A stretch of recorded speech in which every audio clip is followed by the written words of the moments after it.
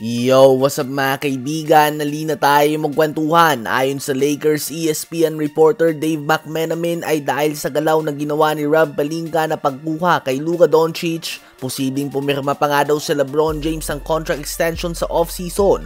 Posibleng another 2 or 3 years nga ito mga kaibigan. Dahil ngayon nga nakasama na niya si Luka Doncic ay malaking load ang mababawas kay LeBron offensively. Ang focus nga ng depensa ngayon ay na kay Doncic na at hindi kay LeBron. Kung may nasa tuktok man nga ng scouting report ng kabilang team ay si Luka na ito ngayon.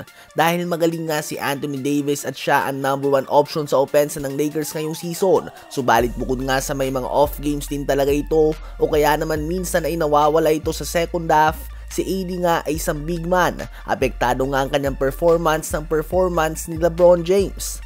Kapag nagka-off game nga si LeBron o kaya naman napapadami ang turnovers ito, hindi nga madaming touches ang kanyang nakukuha. Habang si Luka nga mga kaibigan, with or without LeBron ay kaya niyang gumawa ng 30-point triple-double every game. At hindi nga ito exaggeration dahil literal na 34 points, 9 rebounds and 10 assists per game ang average niya last season. With Luka ay medyo makakapag-relax nga si LeBron mentally and physically sa opensa at least.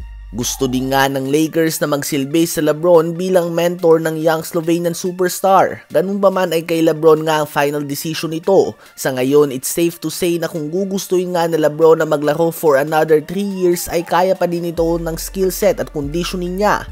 Pinangalanan pa lang nga siya bilang ang Western Conference Player of the Week matapos sa mag-average ng 27 points, 7.5 rebounds and 10 assists per game. Sa palagay nyo ba ay dapat pa na mag-extend si LeBron sa Lakers ng 2 o 3 taon? Habang si Trae Young naman ay gumawa nga ng solid na game winner kontra sa Detroit Pistons upang makuha nila ang dikit na panalo sa score na 132-130. 34 points and 9 assists si Trae Young, 20 points si DeAndre Hunter, 19 points, 6 rebounds, 7 assists, 4 steals and 3 blocks si Dyson Daniels at 17 points naman si Zachary Risache. Sa Pistons naman ay 30 points, 6 rebounds and 14 assists din si Cade Cunningham.